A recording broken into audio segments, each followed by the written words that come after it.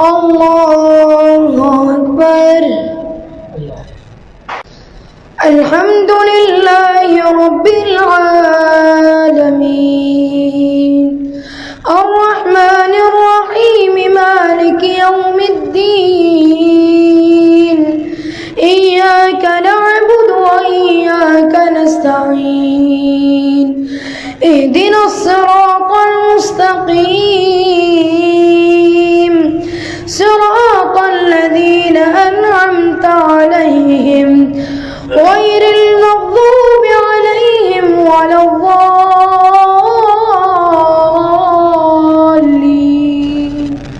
آمين. يا بني اذهبوا فتحسسوا من يوسف وأخيه ولا تيأسوا من روح الله إنه لا ييأس من روح الله إلا القوم الكافرون. فلما دخلوا عليه قالوا يا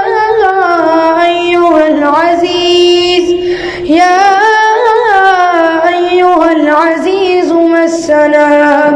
وأهلنا الضر وجئنا ببضاعة مزجاة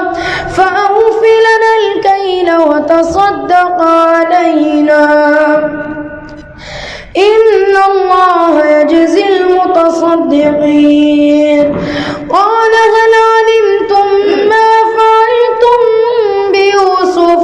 وأخيه إذ أنتم جاهلون قالوا أئنك لأنت يوسف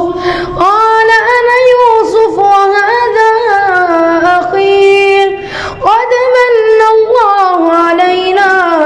إنه من يتق ويصبر فإن الله لا يضيع أجر المحسنين.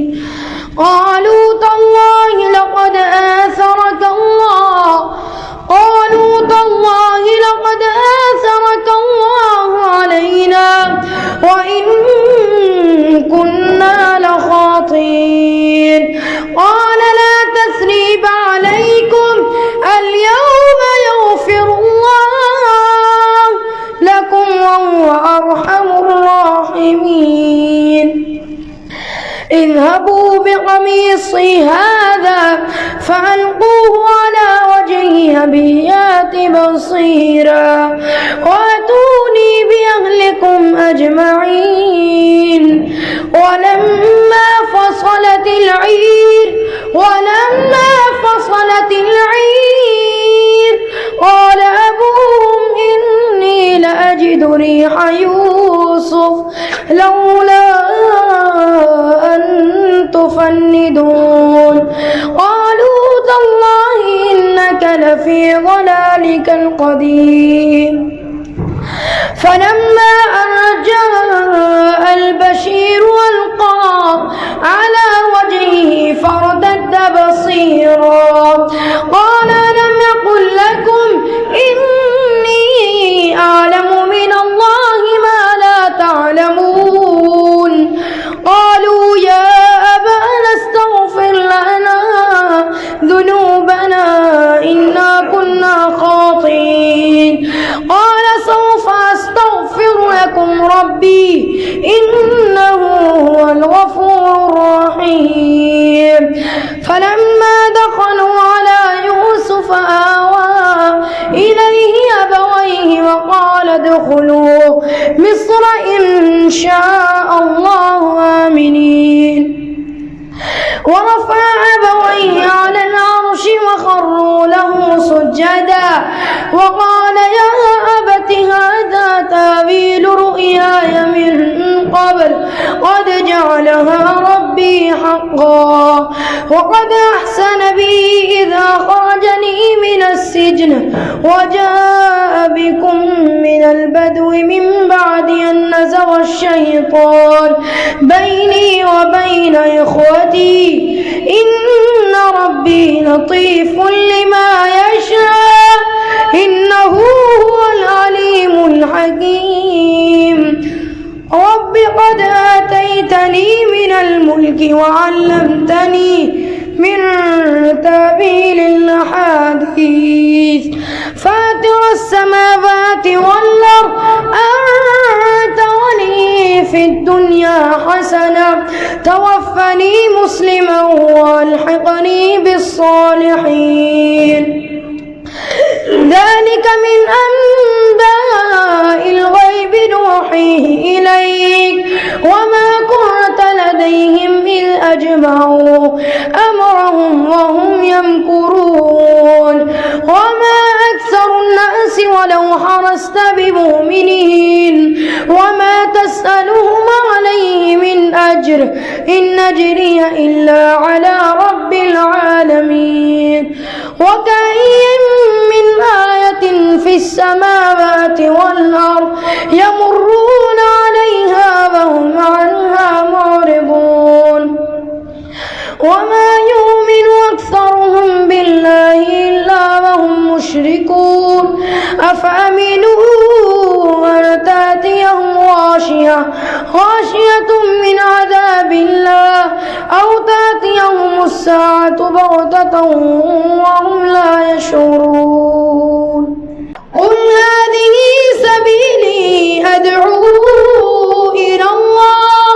على بصيرة أنا ومن اتبعني وسبحان الله وما أنا من المشركين وما أرسلنا من قبلك إلا رجالا نوحي إليهم من أهل القرى أفلم يسيروا في الأرض فينظروا كيف كان عاقبة الذين من قبلهم ولدار الآخرة خير للذين اتقوا أفلا تعقلون حتى إذا استيأس الرسل وظنوا أنهم قد كذبوا جاءهم نصرنا فنجي من نشاء ولا يرد بأسنا عن القوم المجرمين لقد كان في قصصهم عبرة لأولي الألباب ما كان حديثا يفترى ولكن تصديق الذي بين يديه وتفصيل كل شيء وهدى ورحمة لقوم يؤمنون بسم الله الرحمن الرحيم ألف لام ميم تلك آيات الكتاب والذي أنزل إليك من ربك الحق ولكن أكثر الناس لا يؤمنون الله الذي رفع السماوات بغير عمد ترونها ثم استوى على العرش وسخر الشمس والقمر كل يجري لأجل مسمى يدبر الأمر يفصل الآيات لعلكم بلقاء ربكم توقنون وهو الذي مد الأرض وجعل فيها رواسي وأنهارا ومن كل الثمرات جعل فيها زوجين اثنين يغشي الليل النهار إن في ذلك لآيات لقوم يتفكرون وفي الأرض قطع متجاورات وجنات من أعناب وزرع ونخيل صنوان وغير صنوان يسقى بماء واحد ونفضل بعضها على بعض في الأكل إن في ذلك لآيات لقوم يعقلون وإن تعجب فعجب قولهم أإذا كنا ترابا أئنا لفي خلق جديد أولئك الذين كفروا بربهم وأولئك الأغلال في أعناقهم وأولئك أصحاب النار هم فيها خالدون ويستعجلونك بالسيئة قبل الحسنة وقد خلت من قبلهم المثلات وإن ربك لذو مغفرة للناس على ظلمهم وإن ربك لشديد العقاب. ويقول الذين كفروا لولا أنزل عليه آية من ربه إنما أنت منذر ولكل قوم هاد. الله يعلم ما تحمل كل أنثى وما تغيض الأرحام وما تزداد وكل شيء عنده بمقدار. عالم الغيب والشهادة الكبير المتعال سواء منكم من أسر القول ومن جهر به ومن هو مستخف بالليل وسارب بالنهار له معقبات من بين يديه ومن خلفه يحفظونه من أمر الله إن الله لا يغير ما بقوم حتى يغيروا ما بأنفسهم وإذا أراد الله بقوم سوءا فلا مرد له وما لهم من دونه من وال. هو الذي يريكم البرق خوفا وطمعا وينشئ السحاب الثقال ويسبح الرعد بحمده والملائكة من خيفته ويرسل الصواعق فيصيب بها من يشاء وهم يجادلون في الله وهو شديد المحال. له دعوة الحق والذين يدعون من دونه لا يستجيبون لهم بشيء إلا كباسط كفيه إلى الماء ليبلغ فاه وما هو ببالغه وما دعاء الكافرين إلا في ضلال. ولله يسجد من في السماوات والأرض طوعا وكرها وظلالهم بالغدو والآصال. الله أكبر. الله أكبر.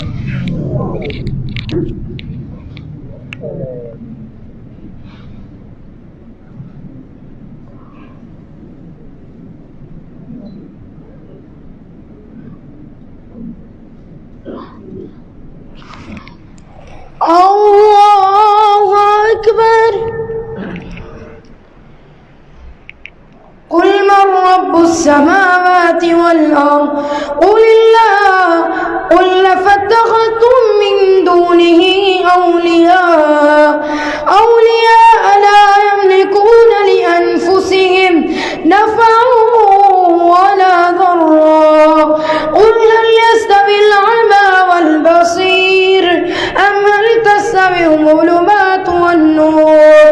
أم جعلوا لله شركاء خلقوا كخلقي فتشابه الخلق عليهم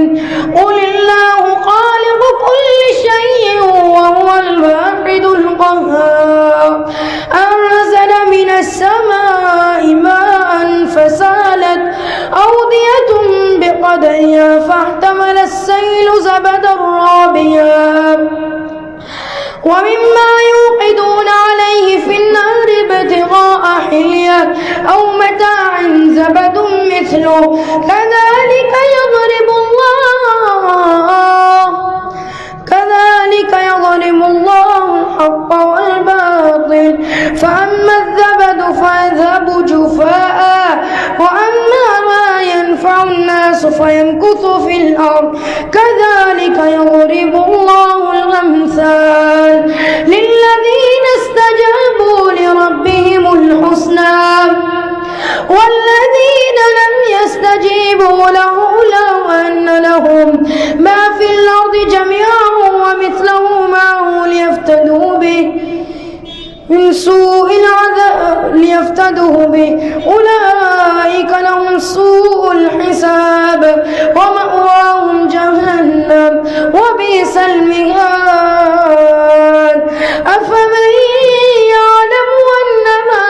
أنزل إليك من ربك الحق كمن هو أعمى إنما يتذكر أولو الألباب الذين يوفون بعهد الله ولا ينقضون الميثاق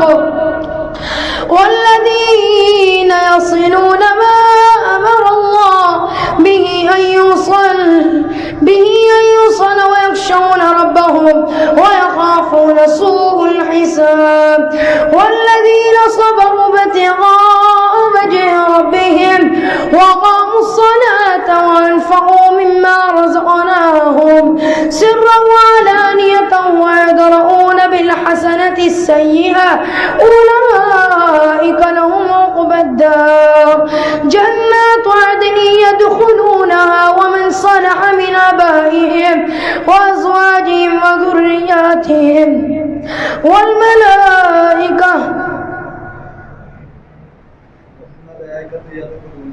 والملائكة يدخلون عليهم من كل باب سلام عليكم بما صبرتم فنعم عقبى الدار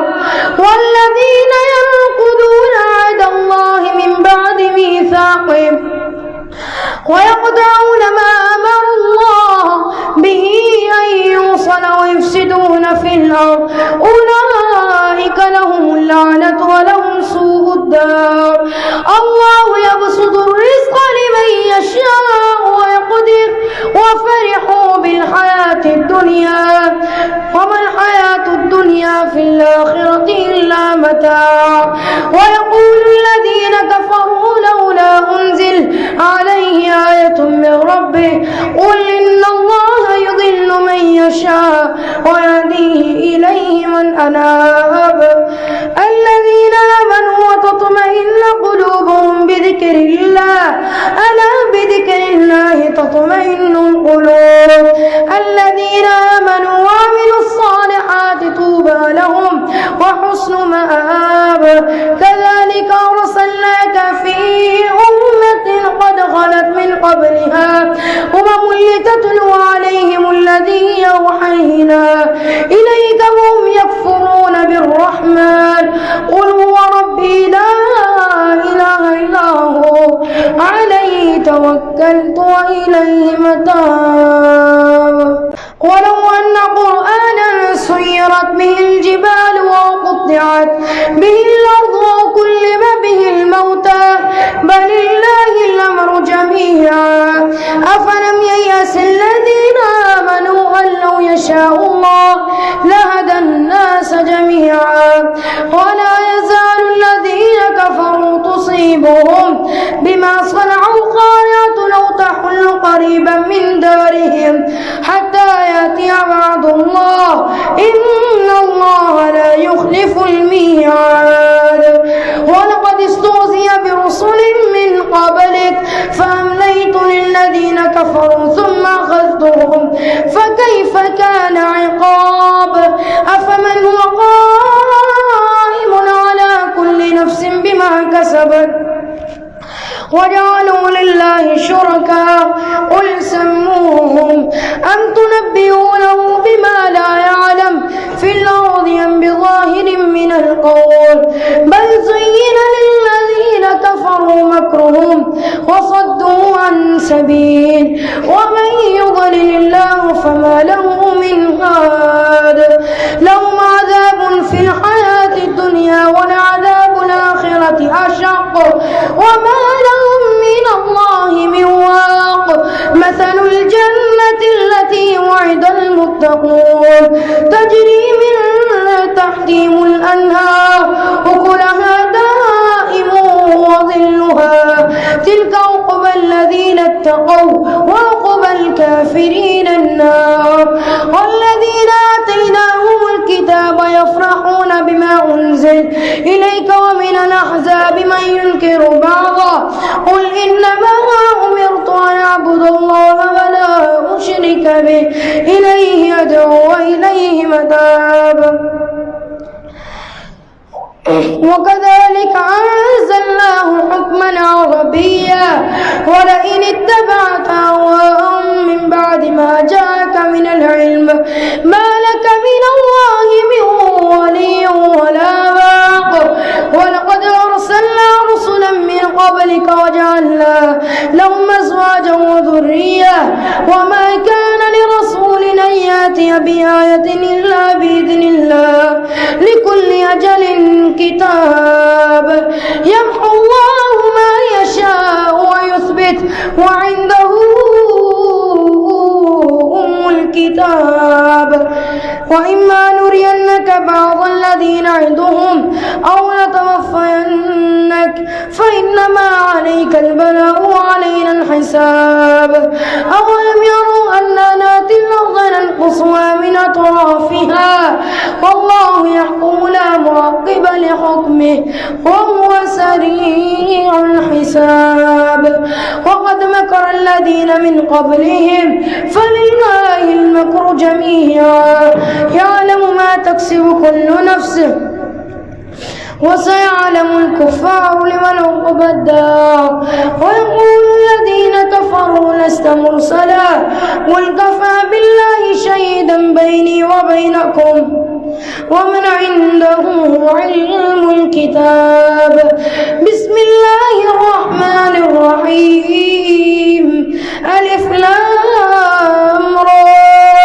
كتاب أنزلناه إليك لتخرج الناس من الظلمات إلى النور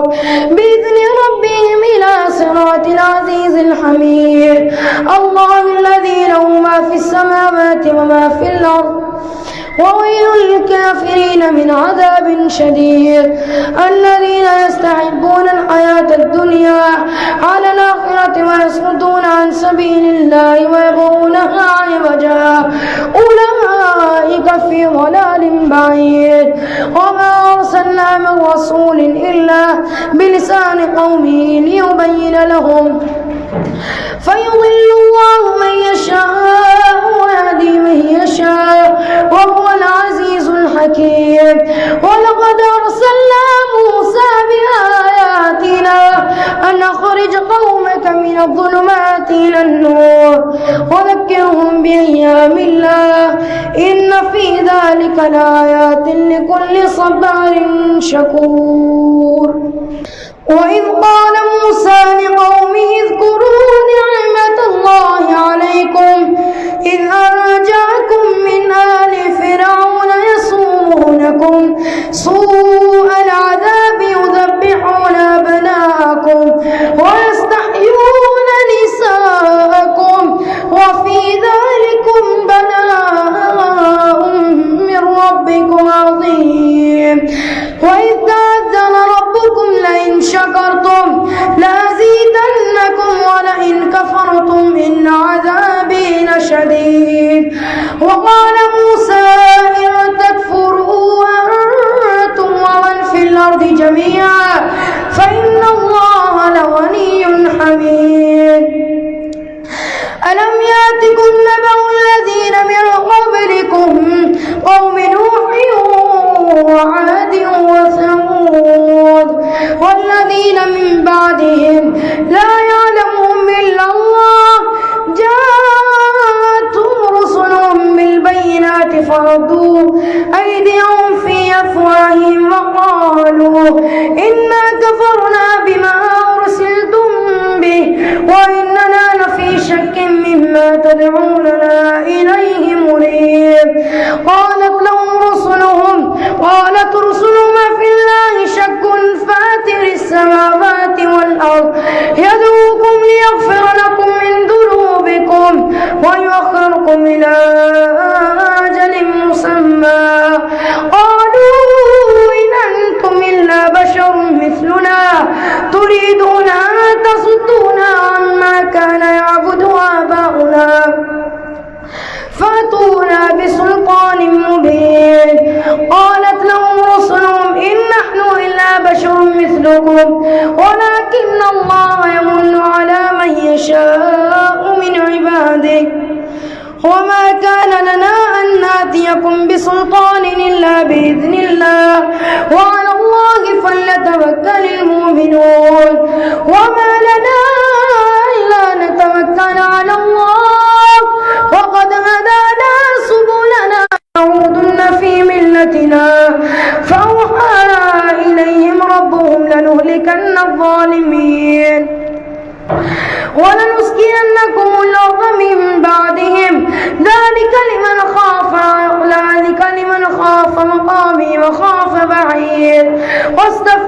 وخاب كل جبار عنيد من ورائه جهنم ويسقى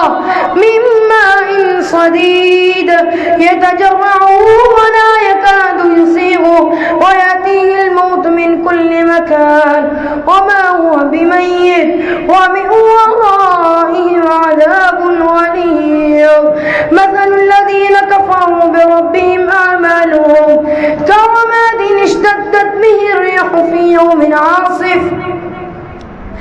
لا يقدرون مما كسبوا على شيء ذلك هو الضلال البعيد. ألم تر أن الله خلق السماوات والأرض إن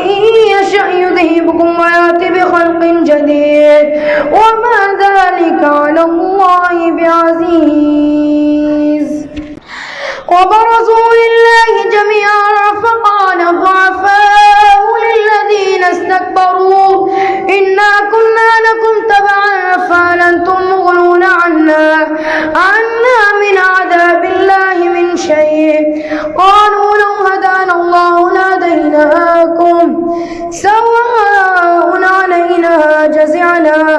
أم صبرنا ما لنا من محيص. وقال الشيطان لما قضي الأمر إن الله وعدكم وعد الحق ووعدتكم فأخلفتكم وما كان لي عليكم من سلطان إلا أن دعوتكم فاستجبتم لي فلا تلوموني ولوموا أنفسكم ما أنا بمصرخكم وما أنتم بمصرخي إني كفرت بما أشركتمون من قبل إن الظالمين لهم عذاب أليم. وأدخل الذين آمنوا وعملوا الصالحات جنات تجري من تحتها الأنهار خالدين فيها بإذن ربهم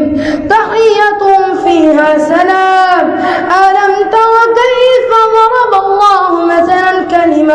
كلمة طيبة كشجرة طيبة أصلها ثابت وفرعها في السماء تؤتي أكلها كل حين بإذن ربها ويضرب الله الأمثال للناس لعلهم يتذكرون. ومثل كلمة خبيثة كشجرة خبيثة اجتثت من فوق الأرض ما لها من قرار يثبت الله الذين آمنوا بالقول الثابت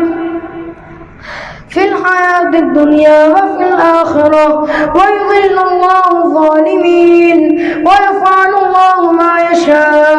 ألم تر إلى الذين بدلوا نعمة الله كفرا وأحلوا قومهم دار البوار جهنم يصلونها وبئس القرار وجعلوا لله أندادا ليضلوا عن سبيله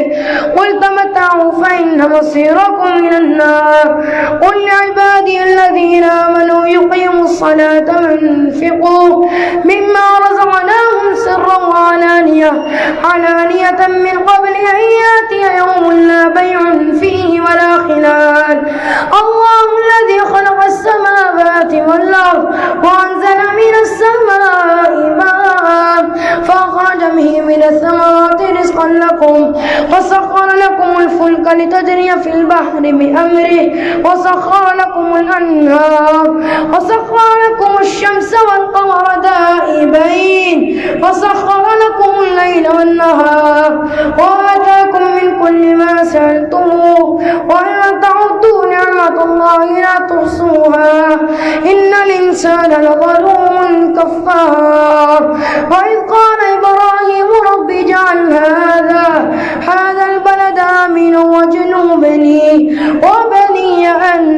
نعبد الأصنام رب إنهن أضللن كثيرا من الناس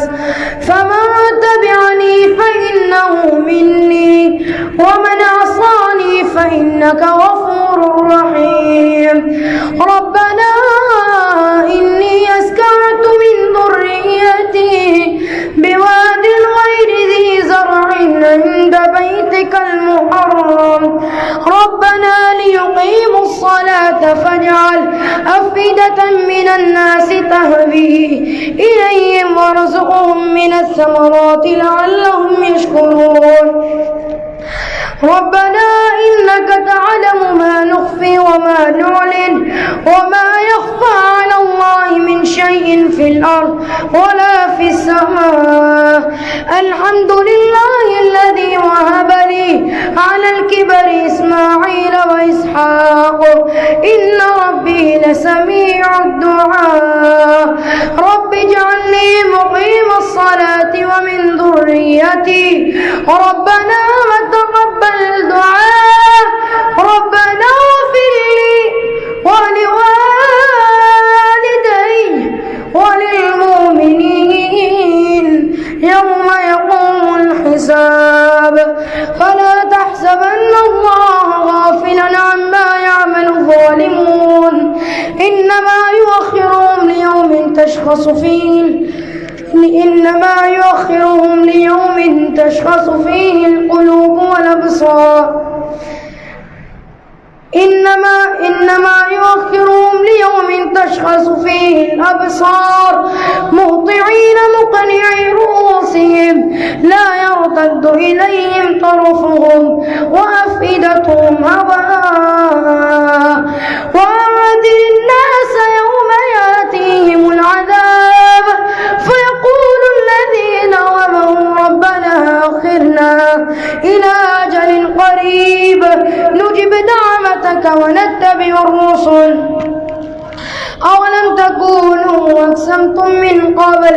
ما لكم من زوال وسكنتم في مساكن الذين ظلموا أنفسهم وتبين لكم كيف فعلنا بهم وضربنا لكم الأمثال وقد مكروا مكرهم وعند الله مكرهم وإن كان مكرهم لتزول منه الجبال فلا تحسبن الله مخلف وعده رسله إن الله عزيز ذو انتقام يوم تبدل الأرض غير الأرض والسماوات وبرزوا لله الواحد القهار وترى المجرمين يومئذ مقرنين في الأصفاد سرابيلهم من قطران وتغشى وجوههم النار ليجزي الله كل نفس بما كسبت إن الله سريع الحساب هذا بلاغ للناس ولينذروا به وليعلموا أنما هو إله واحد وليذكر أولو الألباب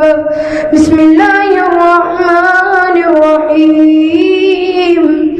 ألف لام را تلك آيات الكتاب وقرآن مبين ربما يود الذين كفروا لو كانوا مسلمين فهم يأكلوا ويتمتعوا ويلههم الأمل فسوف يعلمون وما أهلكنا من قرية إلا ولها كتاب معلوم ما تسبق من أمة أجلها وما يستأخرون وقالوا يا أيها الذي نزل عليه الذكر إنك لمجنون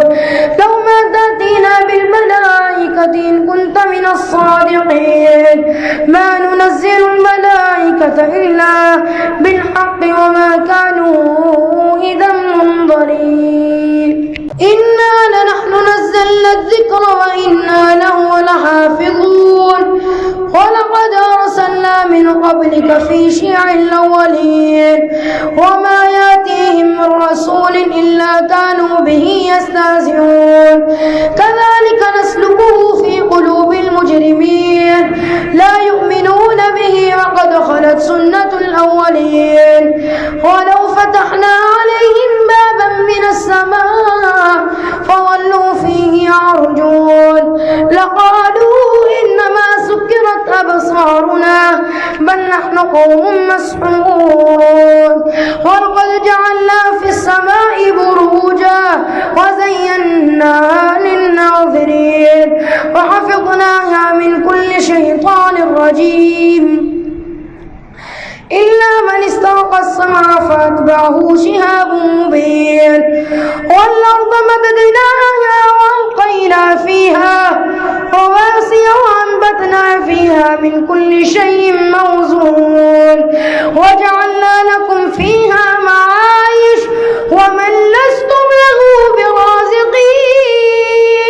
وإن من شيء إلا عندنا خزائنه وما ننزله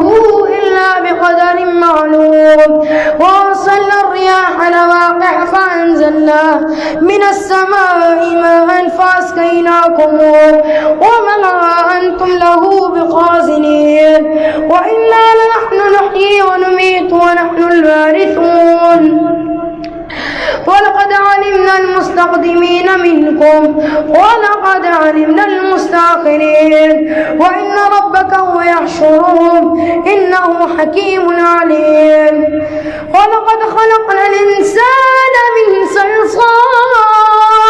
من حمأ مسنون والجان خلقناه من قبل من نار السموم وإذ قال ربك للملائكة إني خالق بشرا من صلصال من حمأ مسنون فإذا سويته ونفخت فيه من روحي فقعوا له ساجدين فسجد الملائكة كلهم أجمعون إلا إبليس أبى أن يكون مع الساجدين قال يا إبليس ما لك ألا تكون مع الساجدين قال لم أكن لأسجد لبشر خلقته من صلصال من حمأ مسنون قال فاخرج منها فإنك رجيم وإن عليك اللعنة إلى يوم الدين قال رب فانظرني إلى يوم يبعثون قال فإنك من المنظرين إلى يوم الوقت المعلوم قال رب بما أغويتني لأزينن لهم في الأرض ولأغوينهم أجمعين إلا عبادك منهم المخلصين قال هذا صراط علي مستقيم إن عبادي ليس لك عليهم سلطان إلا من اتبعك من الغاوين وإن جهنم لموعدهم أجمعين لها 7 أبواب لكل باب منهم جزء مقسوم إن المتقين في جنات وعيون ادخلوها بسلام آمنين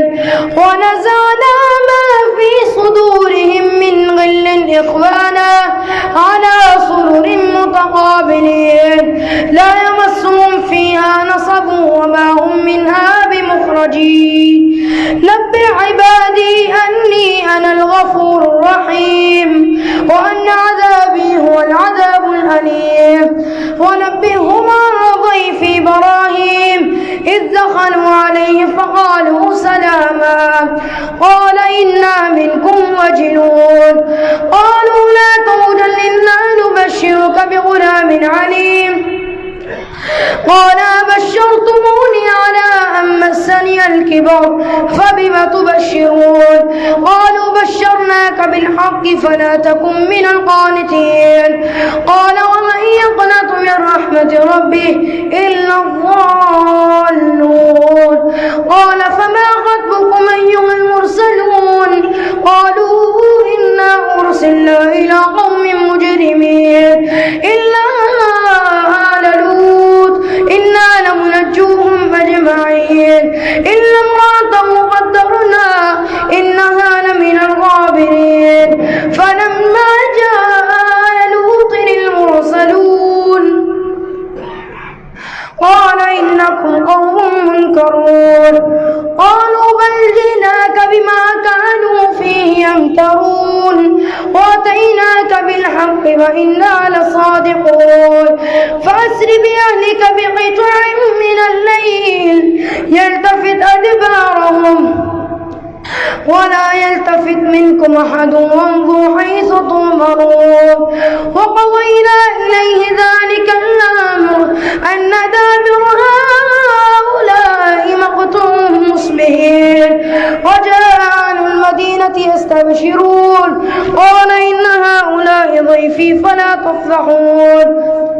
قال إن هؤلاء ضيفي فلا تفضحون يفضحون واتقوا الله ولا تخزون قالوا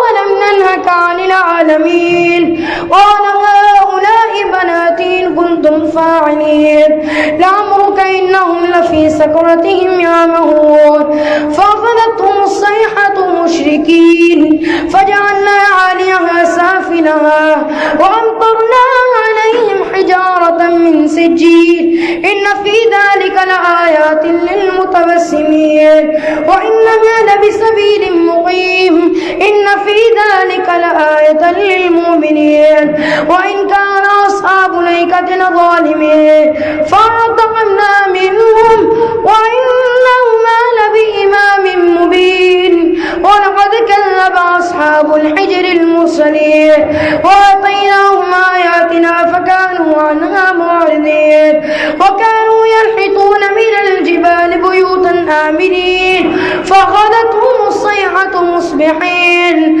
فما أغنى عنهم ما كانوا يكسبون وما خلقنا السماوات والأرض وما بينهما إلا بالحق وإن الساعة لآتية فاصفح الصفح الجميل إن ربك هو الخلاق العظيم ولقد آتيناك سبعا من المثاني والقرآن العظيم لا تمدن عينيك إلى ما متعنا به أزواجا منهم ولا تحزن عليهم واخفض جناحك للمؤمنين وقل إني أنا النذير المبين كما أنزلنا على المقتصمين الذين جعلوا القرآن عظيم فوربك لنسألنهم أجمعين عما كانوا يعملون فاصدع بما تؤمر وأعرض عن المشركين إنا كفيناك المستهزئين الذين يجعلون مع الله إلها آخر فسوف يعلمون ولقد نعلم أنك يضيق صدرك بما يقولون فسبح بحمد ربك وكن من الساجدين واعبد ربك حتى يأتيك اليقين بسم الله الرحمن الرحيم أتى أمر الله فلا تستعجلوه سبحانه وتعالى عما يشركون ينزل الملائكة بالروح من أمره على من يشاء من عباده أن أنذروا أنه لا إله إلا أنا فاتقوه خلق السماوات والأرض بالحق تعالى عما يشركون